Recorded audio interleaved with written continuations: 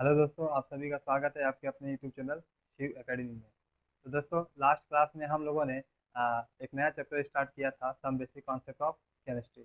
उसमें हम लोगों ने मैटर्स के प्रॉपर्टीज़ के बारे में डिस्कस किया था और ये भी जाना था कि फिजिकल प्रॉपर्टीज़ में कैसे हम लोग मैटर को डिस्कस करते हैं।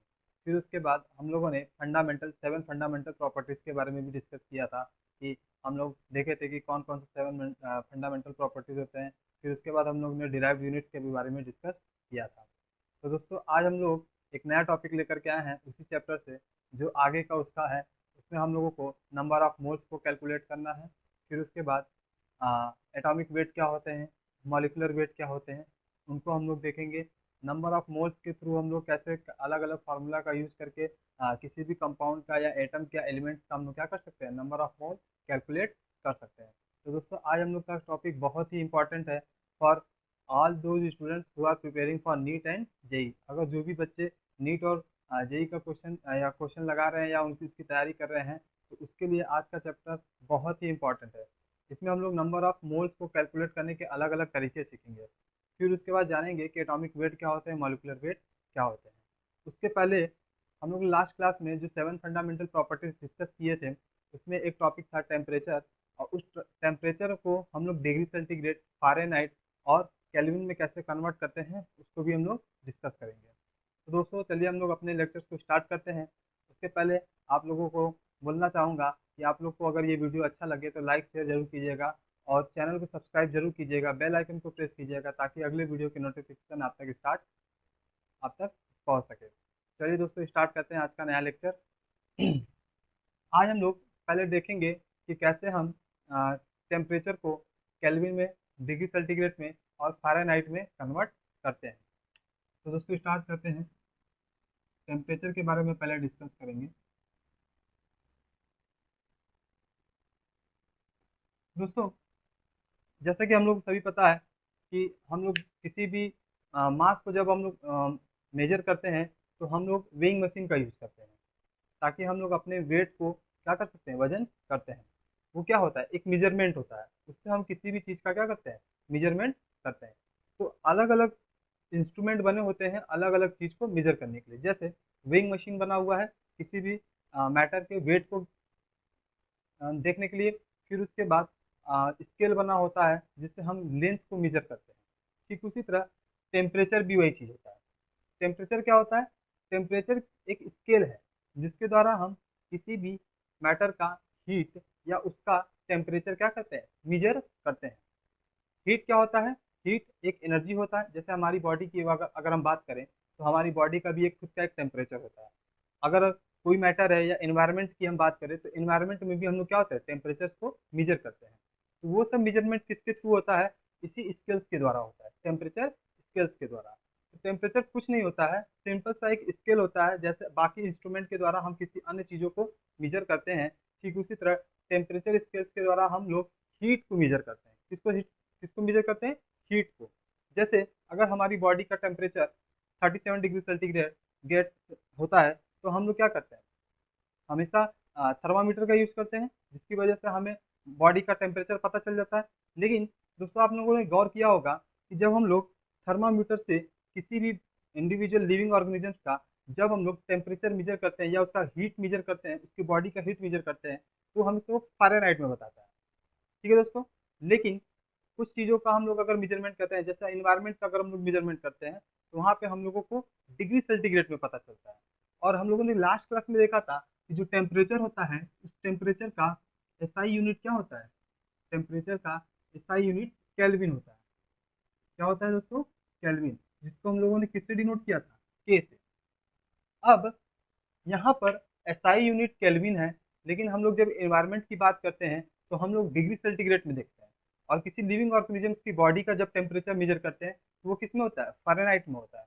तो आखिर ये डिग्री सेंटीग्रेड, फ़ारेनहाइट और केल्विन, केल्विन तो एसआई यूनिट हो गया, फ़ारेनहाइट और डिग्री सेंटीग्रेड की यूज क्यों पड़ती है। अभी हम लोगों ने बताया कि इन्वायरमेंट का यूज करते हैं हम लोग डिग्री सेंटीग्रेड में मेजर करने के लिए, और फ़ारेनहाइट का यूज हमेशा क्या होता है, लिविंग ऑर्गेनिजम्स के बॉडी के हीट को मेजर किया जाता है। इनको आपस में कोरिलेट करके हम किसी भी मैटर का टेम्परेचर या हीट मेजर कर सकते हैं। जैसे एक सिंपल एग्जांपल्स के द्वारा मैं आप लोगों को समझाऊंगा, जिससे आप आसानी से किसी भी मैटर का डिग्री सेंटीग्रेड, फ़ारेनहाइट और केल्विन में कन्वर्ट कर सकते हैं। तो दोस्तों देखते हैं, जैसे अगर हम एक स्केल बना लेते हैं, 3 तरह का स्केल बनाते हैं, ठीक है। यहाँ पे हम लोग एसआई यूनिट टेम्परेचर का लेके चलते हैं केल्विन। पहले हम लोग जानते हैं freezing point. Freezing point, freezing point क्या होता है? फ्रीजिंग पॉइंट या वह टेम्परेचर होता है या वह हीट होता है जिस पर वाटर मॉलिक्यूल या वाटर क्या होता है, फ्रीज हो जाता है, आइस में कन्वर्ट हो जाता है। और क्या होता है? Boiling point. Boiling point, boiling point क्या होता है? जिसपे वाटर क्या होता है, बॉयल होना स्टार्ट हो जाता है, उसको हम लोग क्या कहते हैं, बॉइलिंग पॉइंट कहते हैं।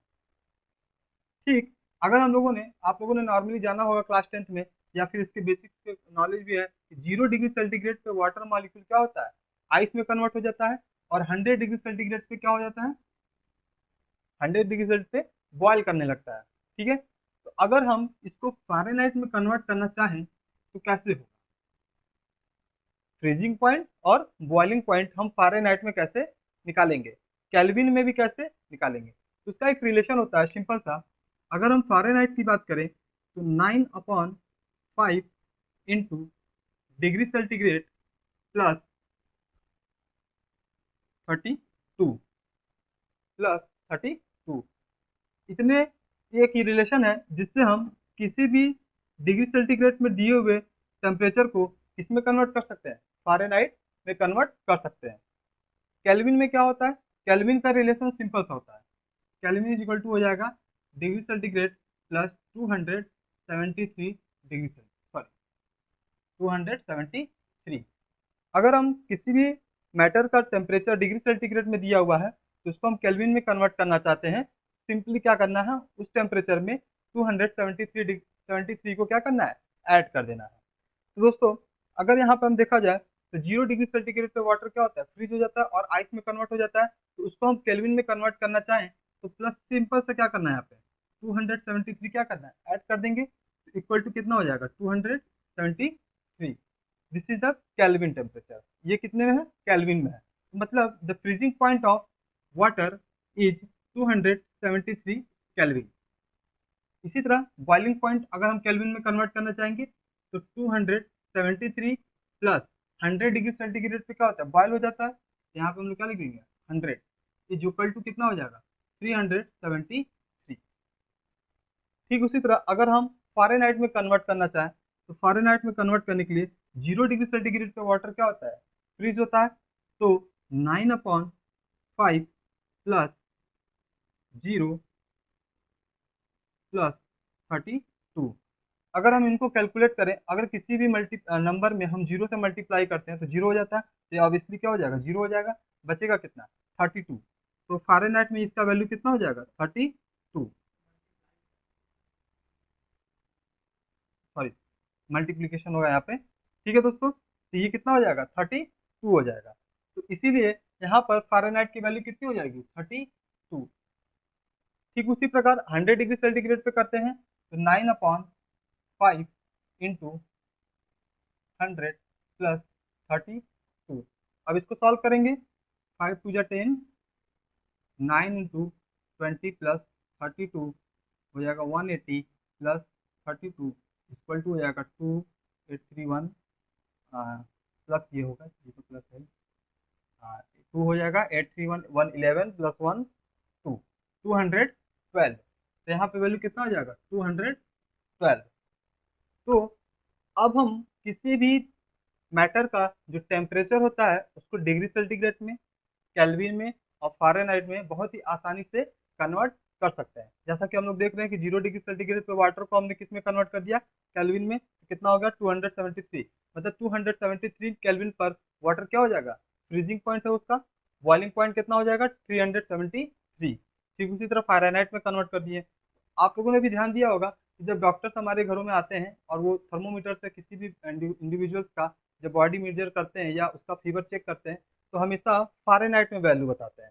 और वो फ़ारेनहाइट में वैल्यू जब वो ज़्यादा बताते हैं तो लगता है कि कुछ ज़्यादा ही बुखार हो गया है, लेकिन ऐसा कुछ होता नहीं है। अगर उसको आप डिग्री सेंटीग्रेड में कन्वर्ट करके देखेंगे तो ऑब्वियसली आपको पता चल जाएगा कि उसको कितना डिग्री सेंटीग्रेड टेम्परेचर का बुखार है, या उससे कितना उसका बॉडी का टेम्परेचर है। तो दोस्तों, आप लोगों को एक काम करना होगा कि आपको 50 डिग्री सेंटीग्रेड टेम्परेचर को केल्विन में और फ़ारेनहाइट में कन्वर्ट करके कमेंट सेक्शन में जरूर बताइएगा। ये आप लोगों के लिए होमवर्क का काम होगा। ठीक है दोस्तों। ठीक उसी तरह जैसे हम लोगों ने टेम्परेचर को कन्वर्जन देखा, अब उसी तरह हम लोग एक और यूनिट देखेंगे वॉल्यूम के बारे में।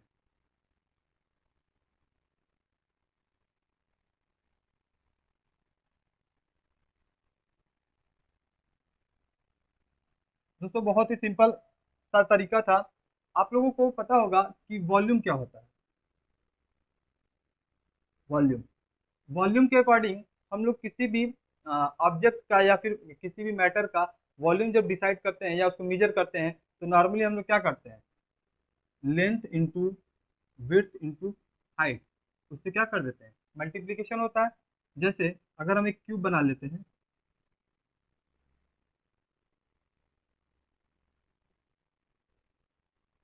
ये हमारा एक क्यूब है। अब इस क्यूब का हम लोग वॉल्यूम निकालना चाहते हैं। जैसे ये इसका क्या हो गया, लेंथ हो गया, ये इसका क्या हो गया, विड्थ, और ये इसकी क्या हो गई, हाइट। तो अब हमें ये पता चल जाएगा कि इसका वॉल्यूम कितना है। मान लेते हैं सबकी वैल्यू क्या है, 1 1 1। तो अब 1 × 1 × 1 इक्वल टू क्या हो जाएगा, 1 मीटर क्यूब। सबकी यूनिट क्या होगी, सेम होगी। सबका मेजरमेंट क्या होता है, लेंथ होता है, तो मेजरमेंट क्या होगा, मीटर से ही होगा, तो मीटर क्यूब। तो ये इसका क्या है, वॉल्यूम है। लेकिन अगर हम लोग ब्रॉड लेवल पे जाते हैं तो हमेशा हम लोग 1 मीटर क्यूब या वॉल्यूम को इस तरह डिनोट करते हैं। लेकिन हम लोग जब लेबोरेटरी में जाते हैं तो हम लोग कभी भी 1 मीटर क्यूब वैल्यू को मेजर नहीं करते हैं, या फिर हम लोग को कोई सोल्यूशन लेना होता है तो 1 मीटर क्यूब नहीं लेते हैं। हम लोग हमेशा किस में लेते हैं, एमएल में लेते हैं, क्योंकि हमें नीड ही उतनी होती है, उससे ज़्यादा की नीड हमें नहीं है, आवश्यकता उतनी नहीं है कि हम लोग 1 मीटर क्यूब लेकर के चलेंगे। हमेशा हम लोग किस में लेते हैं, या तो लीटर में लेंगे, या तो एमएल में लेंगे, या तो डेसीमीटर में लेंगे। ठीक है दोस्तों। तो एक सिंपल सा इक्वेशन है, आप लोग उसके मदद से किसी भी लिक्विड मटेरियल का वॉल्यूम क्या होता है आप मेजर कर सकते हैं। जैसे 1 लीटर इज इक्वल टू क्या होता है, 1000 millilitre is equal to 1000 is equal to 1 decimetre cube. तो इस इक्वेशन के द्वारा भी आप किसी भी लिक्विड मटेरियल का वॉल्यूम मेजर कर सकते हैं। ठीक है दोस्तों। तो ये तो हमारा था एक यूनिट कन्वर्जन, जिसमें हम लोगों ने कुछ लास्ट क्लास में भी डिराइव्ड यूनिट के बारे में भी देखा था कि कैसे हम यूनिट को कन्वर्जन कर सकते हैं। तो यहाँ पे एक सिंपल मेथड के द्वारा हम लोगों ने सीखा कि टेम्परेचर को कैसे यूनिट में कन्वर्ट कर सकते हैं, डिग्री सेंटीग्रेड, फ़ारेनहाइट और केल्विन में। वॉल्यूम को कैसे कर सकते हैं, 1 litre is equal to 1000 ml is equal to 1000 centimetre cube is equal to 1 decimetre cube के बराबर होता है। आप इनको इस इक्वेशन का रिलेशन यूज करके कोई भी मटेरियल्स का आप क्या कर सकते हैं, वॉल्यूम मेजर कर सकते हैं। दोस्तों, जैसा कि हम लोगों ने बाकी सब कुछ नॉलेज तो ले लिया, लेकिन अब हम लोगों को एक नया हेडिंग शुरू करना होगा, एक नया टॉपिक स्टार्ट करना होगा, जिसके बारे में बहुत ही इंपॉर्टेंट क्वेश्चन आते हैं। जैसे जिसका हम लोग बात करते हैं मोल्स। मोल्स क्या होते हैं, पहले उसको हम लोग डिस्कस करते हैं। How to calculate number of moles. बहुत ही बेसिक है ये सब, आप लोग ने क्लास 10th में कुछ इसके बारे में जाना होगा, टेम्परेचर के बारे में, वॉल्यूम के बारे में। लेकिन आप लोगों के लिए एक नया टॉपिक आ रहा है, mole. How to calculate number of mole. हम किसी भी ऑब्जेक्ट का या किसी भी मैटर का या किसी एलिमेंट का या किसी मॉलिक्यूल का नंबर ऑफ मोल कैसे कैलकुलेट करते हैं। How to calculate number of मोल।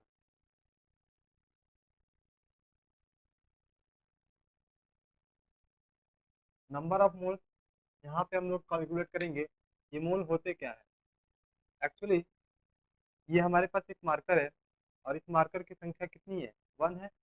तो जब हम किसी संख्या को 6.023 इंटू 10⁻23, अगर हम कोई संख्या ले लेते हैं, जैसे जिसकी संख्या कितनी है, 6.023 इंटू 10⁻23, तो इसे हम लोग क्या कहते हैं, एवोगाद्रो नंबर,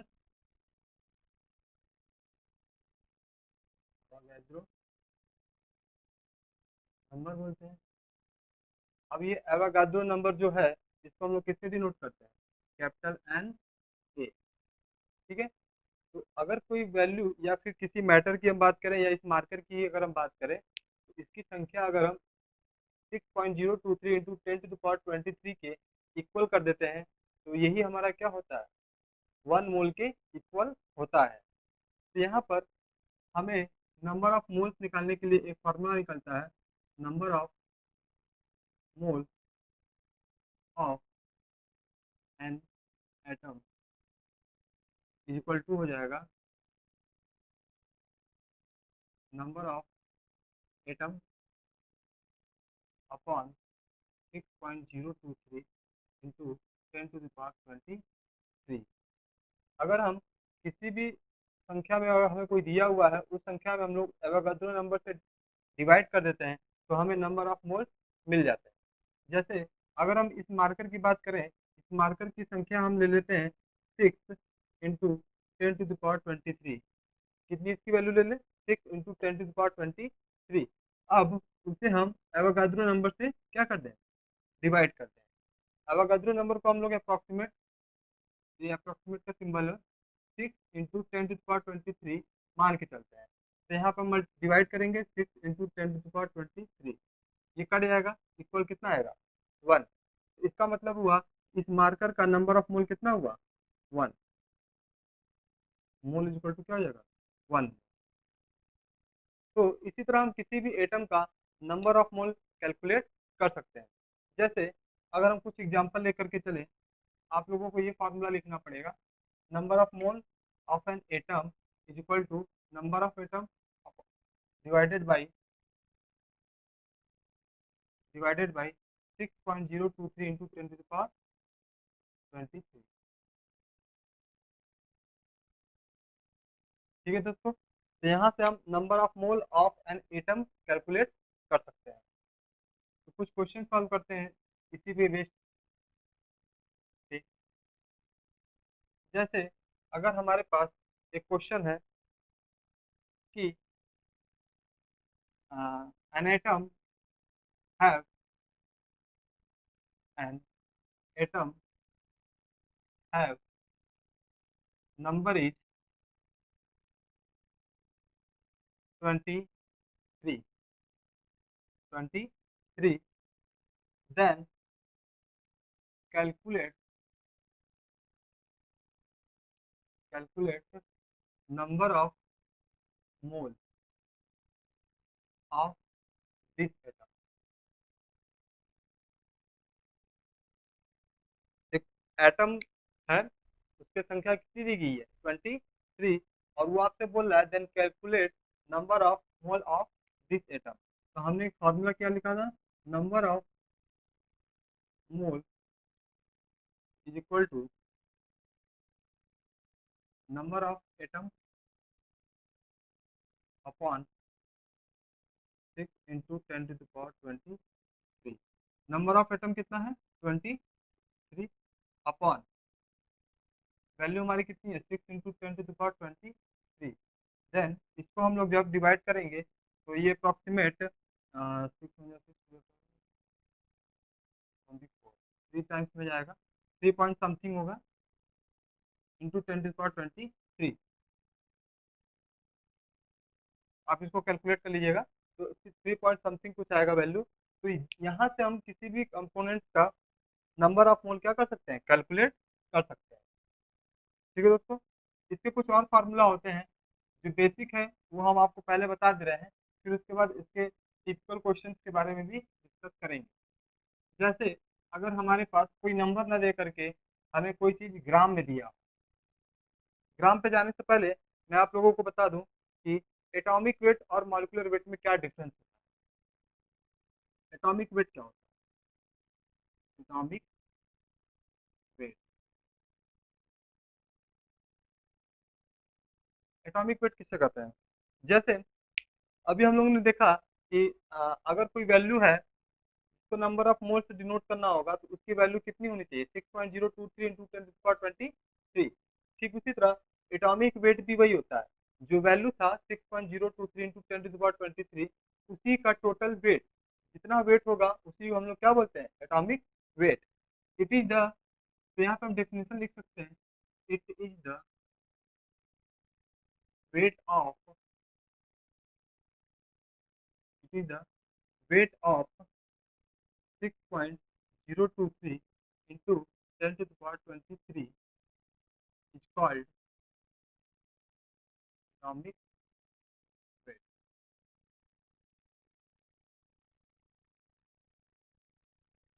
या फिर और एक डिफिनेशन इसका लिखा जा सकता है, weight of, wait of 1 mole of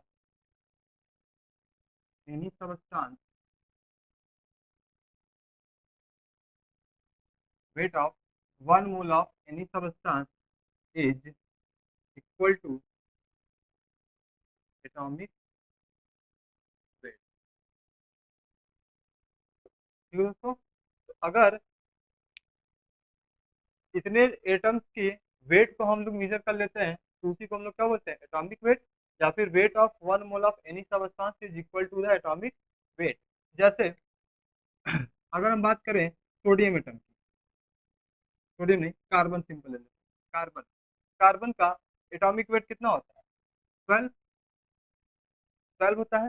तो 12 लिखते हैं तो इसको क्या लिखते हैं, 12 ग्राम हो गया, क्या हो गया, 12 ग्राम। अब उसमें 12 ग्राम में नंबर ऑफ कार्बन एटम कितने होंगे, how many number of atom. तो यहाँ से हम लोग डायरेक्ट पता चल जाएगा कि अगर 12 ग्राम बोल दिया, इसका मतलब ये है कि इसका नंबर ऑफ एटम कितना होंगे, 6.023 इंटू 10⁻23। ये जो वैल्यू होगा उसके बराबर होगा। तो मतलब कार्बन का एटॉमिक वेट कितना हो गया, 12 ग्राम, और इसका जो वैल्यू होगा, कितने नंबर ऑफ कार्बन एटम होंगे, 6.023 into 10⁻23।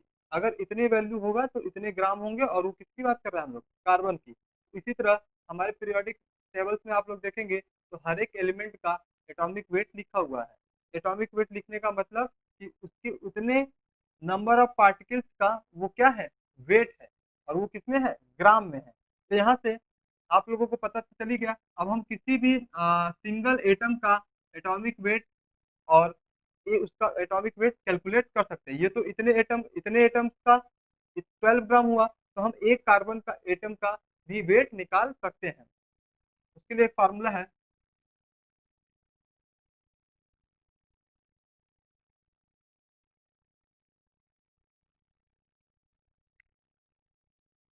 Weight of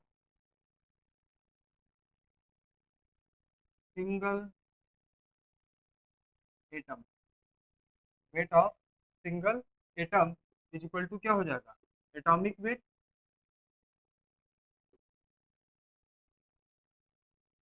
upon Avogadro number 6.023 into 10⁻23। ठीक है दोस्तों, तो अगर हमें सिंगल एटम का वेट कैलकुलेट करना होगा तो हम उसके एटॉमिक वेट में उसके नंबर से क्या करेंगे, एवोगाड्रो नंबर से डिवाइड कर देंगे, तो हम एक सिंगल एटम का एटॉमिक वेट कैलकुलेट कर सकते हैं।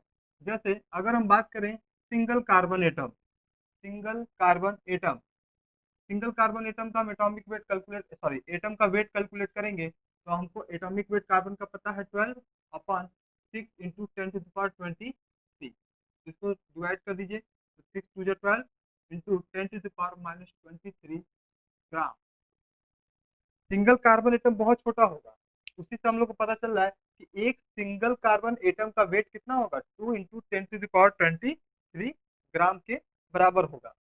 तो इसी तरह आपसे किसी भी एटम्स के बारे में पूछा जा सकता है। आपसे पूछेगा कि 500 एटम, जैसे कि अगर हम बोल दें कि 500 कार्बन एटम का वेट कितना होगा, कुछ नहीं करना है आपको, एक का पता चल गया, 12/6 इंटू 10⁻23 करना है। तो सिर्फ आपको क्या करना है, 12 इंटू 50, जितना नंबर आपको बोला जाएगा उतने नंबर से आपको क्या करना है, मल्टीप्लीकेशन करना है, अपॉन 6 इंटू 10⁻23 से डिवाइड कर देना है। इससे आपको पता चल जाएगा। इसको आप कैलकुलेट कर लीजिए, 2 इंटू 500 इंटू 10⁻23 और 5 टू जा 10, 10 इंटू 10⁻2 माइनस कर लीजिए 21। This is the weight of 500 carbon atom.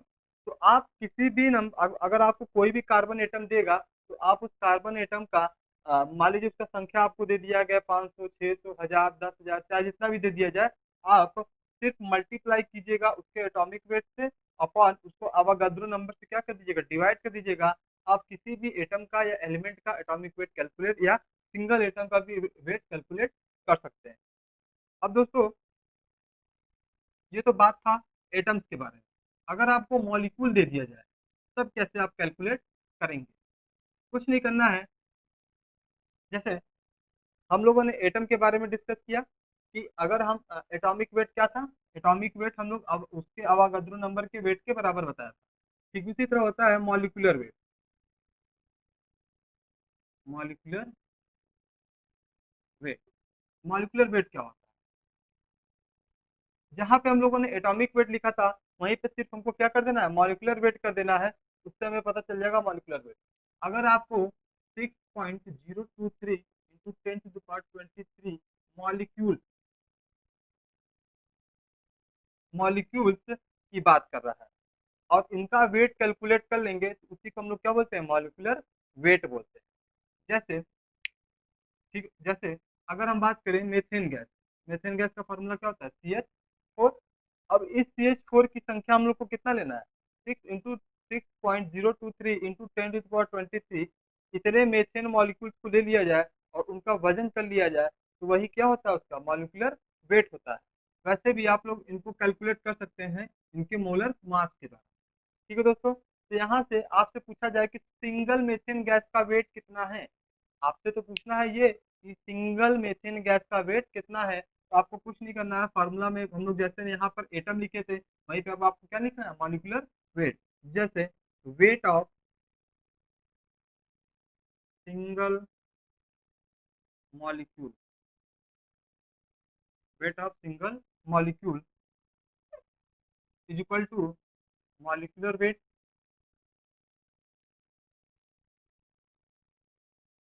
Upon 6.023 into 10⁻23। बस आपको सिंगल मॉलिक्यूल्स का वेट क्या हो जाएगा, पता चल जाएगा।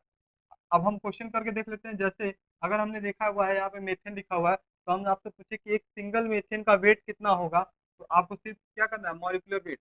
मॉलिक्यूलर वेट कैसे कैलकुलेट करते हैं, कार्बन का मोलर मास कितना हो, सॉरी एटॉमिक वेट क्या उतना होगा, 12। सारे एटॉमिक वेट को आपको क्या करना है, सम करना है। 12 प्लस हाइड्रोजन का कितना होता है, 1। तो कितने हाइड्रोजन है, 4। तो 1 × 4 इज इक्वल टू कितना हो जाएगा, 16। तो दिस इज द 16। 16 इसका क्या है, मॉलिक्यूलर वेट है। तो 16/6 इंटू 10⁻23। अब इसको आप सॉल्व कर लीजिएगा तो 6/6 इंटू 10⁻23। तो यही इसका क्या होगा, वेट होगा, ग्राम। ये किसका वेट होगा, single molecule of methane, wait of single molecule of methane. तो इस तरह आप किसी एटम का और किसी मॉलिक्यूल का एटॉमिक सॉरी वेट कैलकुलेट कर सकते हैं। आपको कितने भी नंबर्स के दिए जा सकते हैं उसको भी आप कैलकुलेट कर सकते हैं। तो दोस्तों अब हम लोग को इतना तो बेसिक पता चल गया कि मॉलिक्यूलर वेट क्या होते हैं और एटॉमिक वेट क्या होते हैं। अगर आपसे कोई बोल दे कि सिंगल एटम का एटॉमिक वेट कितना होगा, सॉरी वेट कितना होगा, और एक मॉलिक्यूल का कितना वेट होगा, आपको कैलकुलेट करना होगा तो आप कैलकुलेट कर सकते हैं। दोस्तों हम लोग एटॉमिक वेट और मॉलिक्यूलर वेट पे इसलिए आए थे क्योंकि हम लोग किसके बारे में डिस्कस कर रहे थे, मोल्स के बारे में। तो वहाँ पे हम लोगों को एक टर्म मिल गया था तो इसकी वजह से हमें वो डिफाइन करना पड़ा। वैसे हम लोग सीख क्या रहे थे कि नंबर ऑफ मोल कैसे कैलकुलेट करते हैं। एक मेथड तो पता चल गया कि नंबर ऑफ एटम अगर आपको दिया होगा तो आप अवागाद्रो नंबर से डिवाइड कर देंगे तो आपको नंबर ऑफ मोल मिल जाएंगे। एक और फार्मूला होता है number of mole, number of mole is equal to given weight upon molecular wait.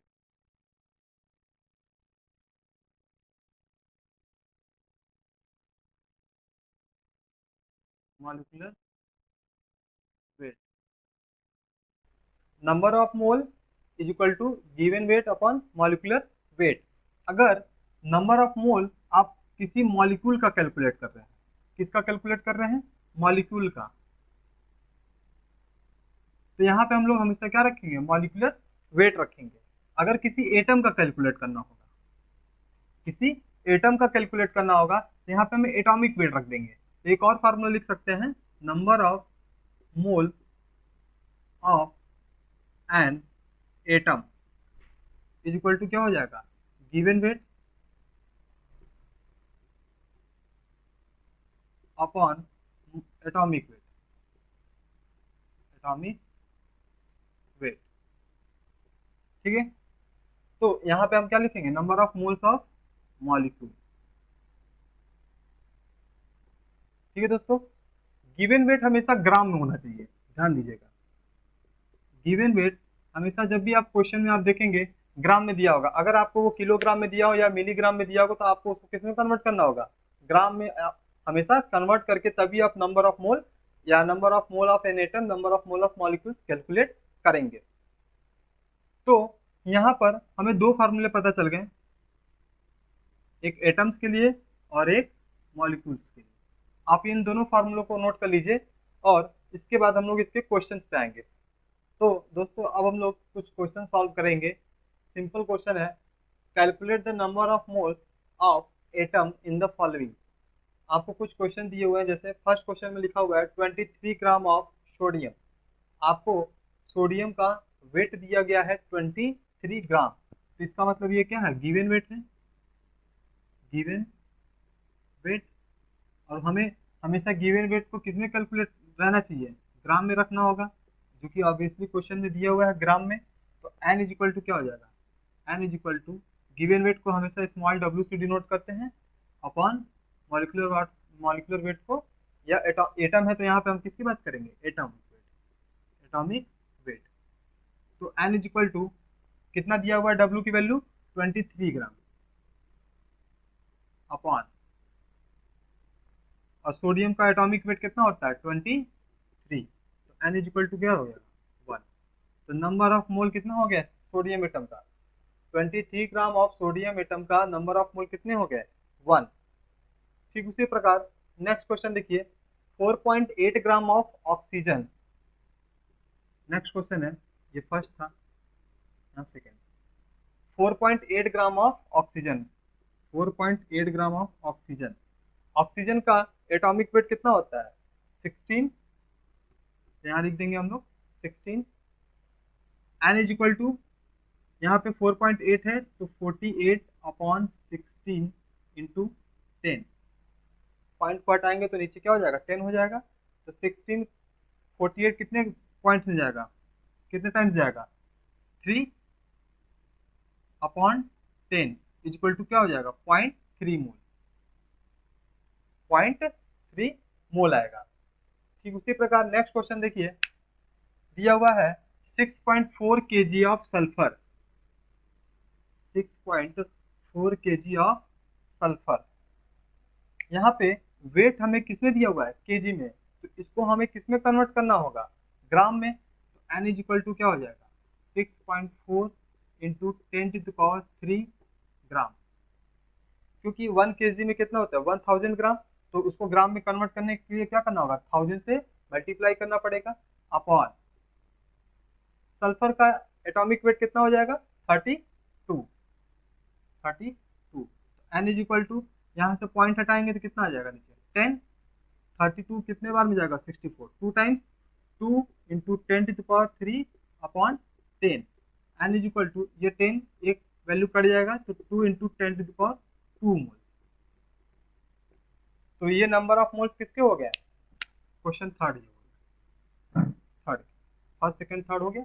Next question है 2 into 10⁻23 atom of fluorine. Fluorine का नंबर ऑफ एटम दिया हुआ है यहाँ पे। अभी हम लोगों ने शुरू में ही देखा था कि नंबर ऑफ एटम जब दिया होगा तो नंबर ऑफ मोल कैलकुलेट करने के लिए क्या करना होता है, given number of atom, given number of atom upon Avogadro number, उससे उससे क्या करना है, सिर्फ डिवाइड कर देना है। यहाँ पे कितना वैल्यू दिया गया, 2 इंटू 10⁻23 अपॉन 6 इंटू 10⁻23। ठीक है, ये टोटल वैल्यू कट जाएगा upon 1/3, this is the mole. N is equal to कितना आ जाएगा, 1/3 मोल। तो यहाँ से हम लोग सिंपल एक एटम्स के सिंगल सिंगल एटम्स जो भी दिए थे हमें, उनका हम लोगों ने नंबर ऑफ मोल कैलकुलेट करना सीख लिया। इसी तरह कुछ क्वेश्चन हम लोग मॉलिक्यूल्स पे भी लगाएंगे कि अगर आपको कंपाउंड का मॉलिक्यूल दे दिया जाए, एटम की जगह पर हम लोग क्या रख देंगे, मॉलिक्यूल रख देंगे। तो अब हम लोगों को क्या करना होगा, फार्मूला में given weight upon molecular wait से क्या करना होगा, डिवाइड करना होगा। चलिए दोस्तों, अब नेक्स्ट क्वेश्चन हम लोग देखते हैं मॉलिक्यूलर वेट के अकॉर्डिंग जो क्वेश्चन दिया हुआ है। तो दोस्तों अब हम लोग देखेंगे मॉलिक्यूल्स, अगर कोई हमें दिया होगा तो उस मॉलिक्यूल का हम नंबर ऑफ मोल कैसे कैलकुलेट करेंगे। जैसे कि हमारे यहाँ पर क्वेश्चन लिखा हुआ है, calculate the number of moles of molecule in the following compound. हमें कुछ कंपाउंड दिए गए हुए हैं और उनका वेट दिया हुआ है, और उससे आपसे क्या पूछ रहा है, नंबर ऑफ मोल। जैसे फर्स्ट क्वेश्चन पे ही चलते हैं। फर्स्ट ए, यहाँ पे दिया हुआ है 5.4 gram of water, then calculate number of moles. तो एन इज इक्वल टू क्या हो जाएगा, कितना दिया है, 5.4 ग्राम। गिवन वेट हो गया 5.4 ग्राम अपॉन वाटर। अब यहाँ पे हम लोग एक मॉलिक्यूल दिया है, एटम दिया होता तो एटॉमिक वेट रखते हैं, लेकिन यहाँ पे हमें दिया क्या है, मॉलिक्यूल। तो अब हम क्या रखेंगे, मॉलिक्यूलर वेट। तो वाटर का मॉलिक्यूलर वेट कैसे कैलकुलेट करेंगे, सिंपल है, जितने भी एटम हैं उन सारे एटम्स का एटॉमिक वेट को सम करना है।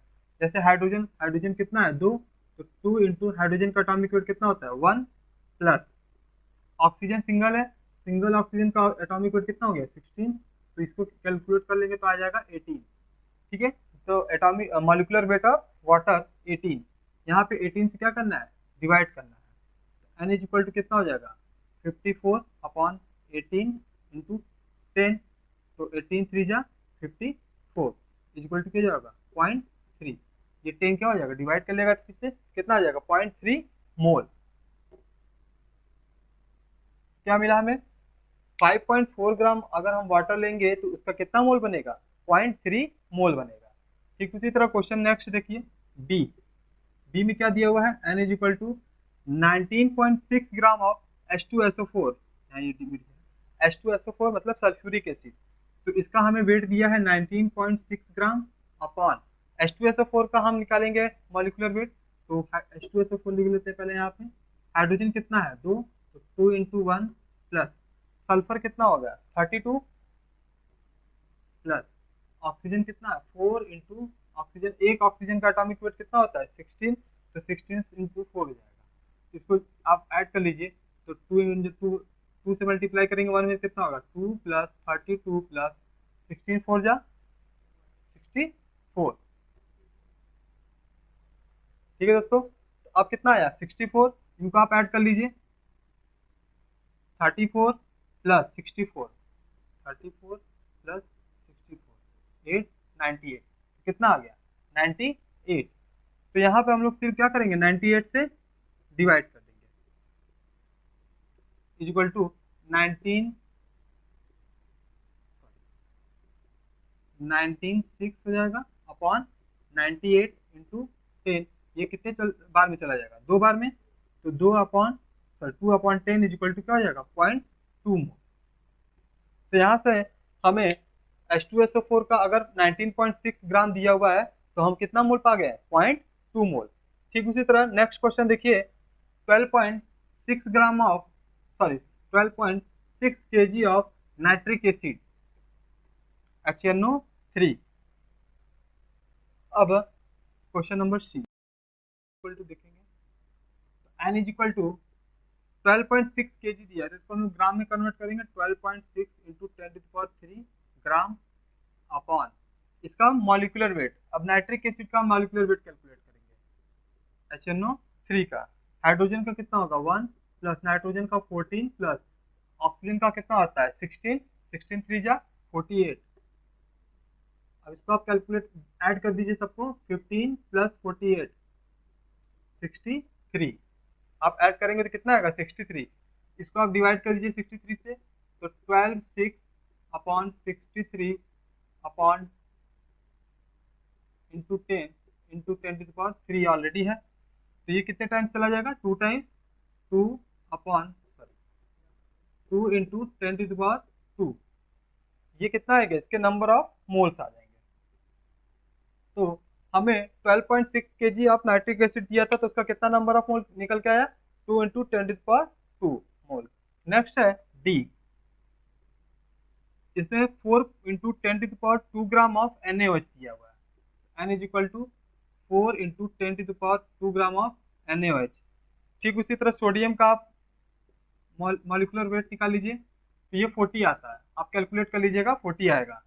तो 40, तो N इज इक्वल टू कितना हो जाएगा, कितने टाइम्स, पहले तो एक जीरो इसका कैंसिल हो गया, 1 इंटू 10⁻1 बचेगा, इसको हम कैसे लिख सकते हैं, 10, इसको आप 10 लिख सकते हैं। तो यहाँ पे हम लोग सिंपल फॉर्मूला यूज किए, given weight upon molecular wait या एटॉमिक वेट, और हम किसी एटम का या मॉलिक्यूल का नंबर ऑफ मोल कैलकुलेट कर सकते हैं। दोस्तों, नंबर ऑफ मोल और एटॉमिक वेट और मॉलिक्यूलर वेट का यूज करके आगे हम बहुत सारे क्वेश्चंस को सॉल्व करेंगे। जैसे अभी हम लोग कुछ नेक्स्ट क्लास में देखेंगे कि हम लोगों को परसेंटेज कंपोजिशन कैलकुलेट करना होगा। उसके साथ साथ आप लोगों को कुछ लॉ भी बताऊंगा जो इस चैप्टर में दिया हुआ है, जैसे law of mass of conservation, फिर उसके बाद अवागाद्रो लॉ क्या होता है, गैलुसेक लॉ क्या होता है। तो ये सारे लॉज को पढ़ना होगा। तो उन सारे लॉज को पढ़ने के लिए हमने पहले ही कुछ कॉन्सेप्ट क्लियर कर लिए हैं। फिर उसके बाद अभी हम लोग को नेक्स्ट क्लास में भी पढ़ना होगा कि how to calculate the percentage composition, what is the percentage composition. अगर आपको कोई कंपाउंड दिया, जैसे हमारे पास एक कंपाउंड है H2SO4, ठीक है, अब इस H2SO4 में आपसे पूछ दे कोई कि हाइड्रोजन का कितना परसेंट है, तो आपको कैलकुलेट करना तो आना चाहिए ना। तो उसके लिए आपको पहले क्या पता होना चाहिए था, एटॉमिक वेट क्या होता है, मॉलिक्यूलर वेट क्या होता है, एटॉमिसिटी क्या होती है।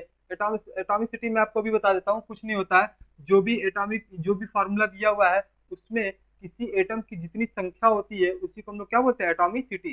जैसे अगर हम आपसे पूछें H2SO4 में हाइड्रोजन की एटॉमिसिटी कितनी है, तो 2, इसके हाइड्रोजन के कितने एटम है, 2। सल्फर की एटॉमिसिटी कितनी है, सल्फर के एटम कितने हैं, 1, तो इसका एटॉमिसिटी कितना हो जाएगा, 1। ऑक्सीजन का कितना होगा एटॉमिसिटी, 4, क्योंकि ऑक्सीजन के कितने एटम है, 4।